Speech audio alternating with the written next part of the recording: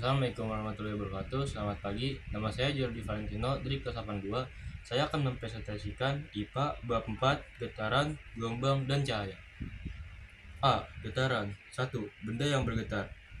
Berbicara atau berteriak adalah akibat dari fenomena pita suara yang bergetar. Semua benda akan bergetar apabila diberi gangguan atau usikan.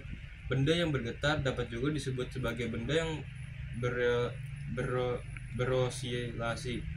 Benda bergetar atau berosilasi ada yang dapat terlihat secara kasat mata atau dirasakan langsung, ada pula yang tidak dapat dilihat atau tidak dapat dirasakan langsung.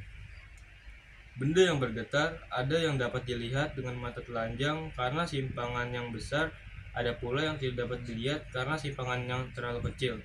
Benda dikatakan bergetar atau berosilasi jika benda tersebut bergerak bolak-balik secara teratur melalui titik seimbangnya.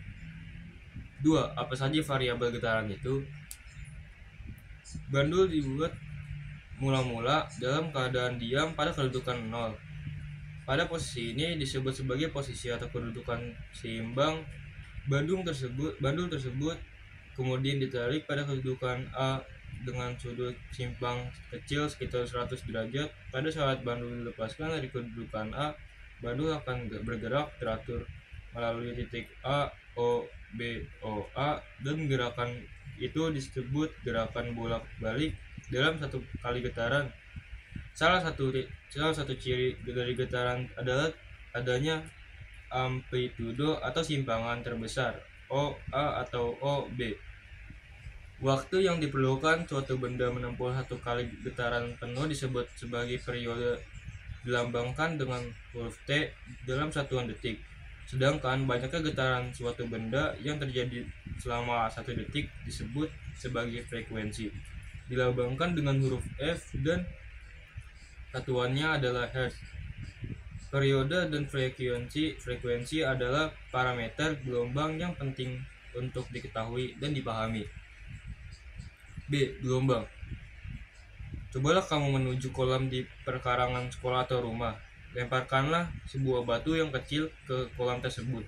Apakah yang kamu saksikan? Jika di atas air kolam tersebut ada sampah dedaunan, mengapa dedaunan tersebut ikut bergerak, naik turun, padahal jarak antara daun dan batu yang tercemplung ke dalam kolam cukup jauh? 1. Kenapa muncul gelombang? Peristiwa ikut bergerak dedaunan pada tepian kolam adalah contoh fenomena perambatan getaran atau yang disebut juga sebagai gelombang. Lebih tepatnya adalah gelombang pada permukaan air.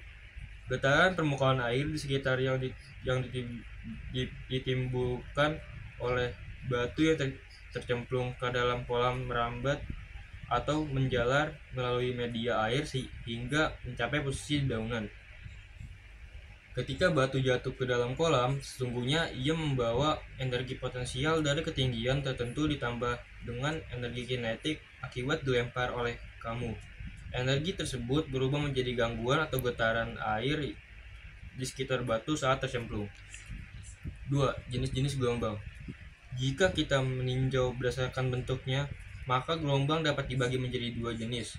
Gelombang yang terbentuk transversa seperti pada gelombang tali dan gelombang longitudinal seperti pada gelombang Slinky atau Pegas, dan gelombang suara.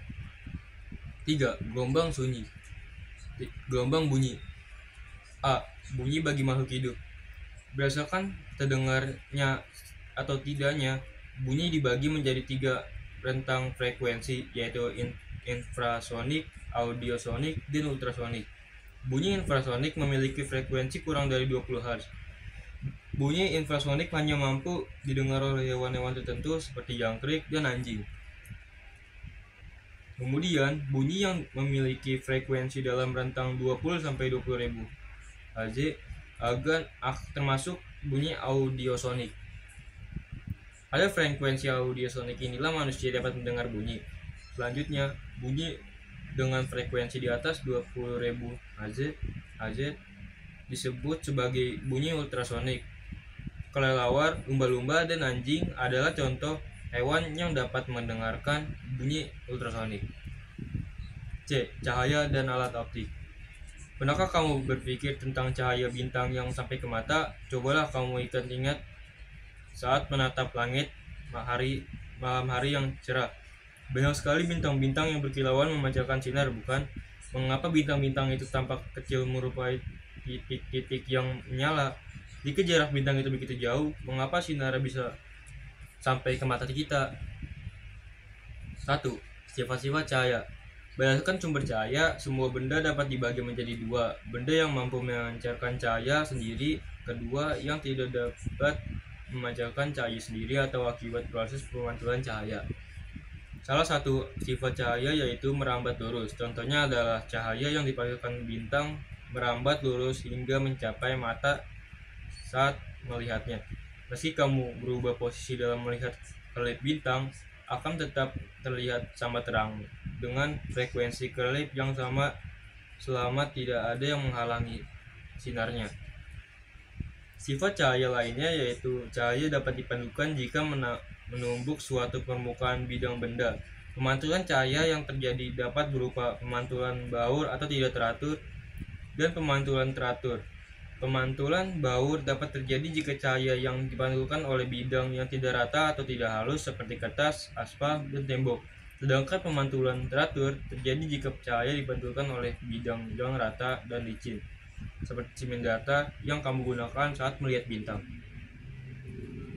Sifat cahaya berikutnya adalah cahaya dapat dibiaskan. Dibiaskan bermakna bahwa perambatan cahaya dapat dibelokkan dari arah sumber awal. Sifat pembiasan dapat terjadi ketika cahaya melalui dua medium yang memiliki kerapatan optik atau biasa juga yang dikenal dengan istilah indeks bias yang berbeda. 2. Indera penglihatan. Secara prinsip, kita dapat melihat benda yang berwarna-warni karena ada cahaya tampak yang diterima oleh mata kita. Cahaya tampak tersebut mengenai benda dan terpantul hingga menuju mata. Warna-warna yang diterima oleh mata itulah yang memberikan kesan warna hijau, biru, dan seterusnya. Jika tidak ada sumber cahaya atau gelap yang memantul ke mata kita, maka kita tidak dapat melihat apapun. Mata kita dibalut oleh 3 lapis jaringan yang memiliki fungsi dan ketebalan berbeda. Lapisan luar adalah lapisan sklera membentuk proses kornea. Kemudian lapisan tengah disebut oleh lapisan koroid. Lapisan tersebut membentuk iris mata. Terakhir adalah lapisan ketiga yang disebut lapisan dalam atau retina mata. 3. Alat optik.